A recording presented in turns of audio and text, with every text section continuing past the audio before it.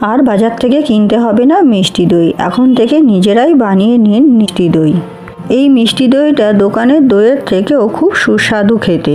আপনি যদি কারোর বাড়িতে বানিয়ে নিয়ে যান, কেউ বুঝতেই পারবে না যে আপনি এটা নিজে হাতে বানিয়েছেন।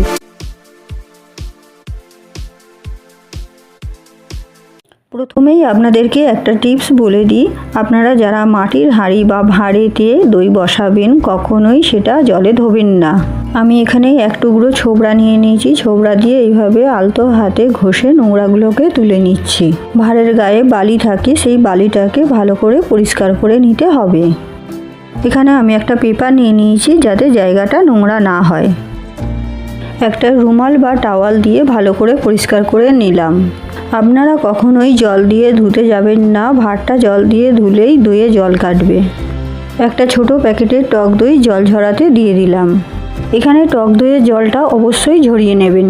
যতক্ষণে জল ঝরছে চলুন আমরা চিনির ক্যারামেলটা তৈরি করে নিই। ক্যারামেলটা তৈরি করার জন্য ছোট বাটির 1 বাটি চিনি দিয়ে দিলাম। ক্যারামেল করার সময় আঁচটাকে লো টু মিডিয়ামে রাখবেন। চিনিটাকে আমি একটু ছড়িয়ে দিলাম যাতে তাড়াতাড়ি মেল্ট হতে পারে। বন্ধুরা, এখানে হাতে একটু সময় নিয়ে আস্তে আস্তে ক্যারামেলটাকে তৈরি করতে হবে। যদি আপনারা তাড়াহুড়ো করেন তাহলে কিন্তু ক্যারামেলটা আর হবে না, নষ্ট হয়ে যাবে। আমি এখানে কোনোভাবেই কাট করিনি, শুধু একটু স্পিডটা বাড়িয়ে দিয়েছি আপনাদের দেখার সুবিধার জন্য। ক্যারামেলটা আমার তৈরি করা হয়ে গেছে। আমি এখানে 1 লিটার গরুর দুধ দিয়ে দিলাম।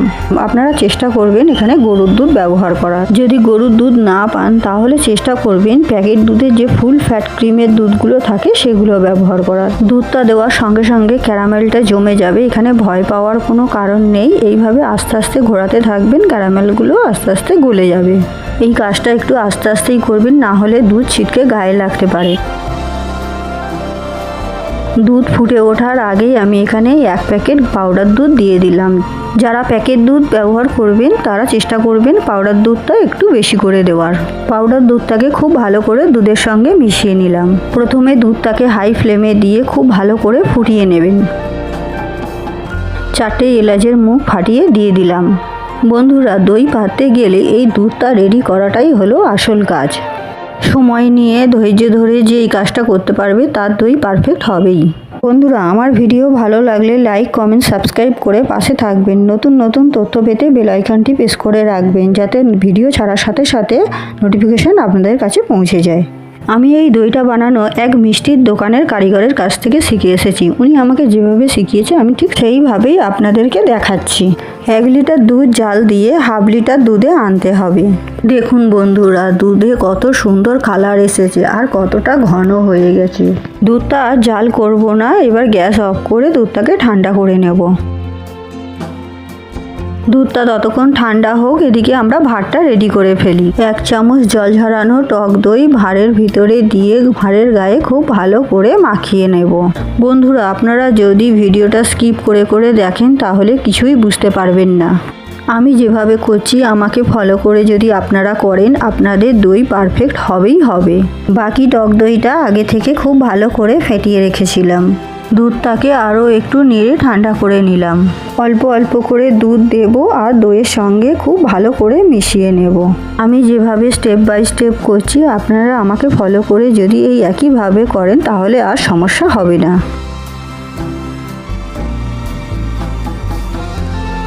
এইভাবে একটা আঙুল দিয়ে দেখে নেবেন, যদি আপনার আঙুল গরম সহ্য করতে পারে তাহলে মনে করবেন পারফেক্ট আছে। বাটির দইটাকে আমি দইয়ের সঙ্গে খুব ভালো করে মিশিয়ে নিলাম। পুরো দুধের সঙ্গেই দইটাকে খুব ভালো করে মিশিয়ে নিতে হবে, কোথাও যেন বাদ না থাকে।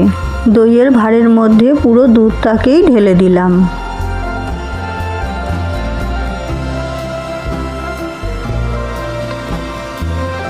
অ্যালুমিনিয়াম ফয়েল দিয়ে খুব ভালো করে ভাঁড়ের মুখটাকে আটকে দেব। দইটা কম সময়ে রেডি করার জন্য আমি দইটাকে জলে ভাপিয়েই আজকে করব। তার জন্য মুখটাকে খুব ভালো করে সিল করে নিতে হবে।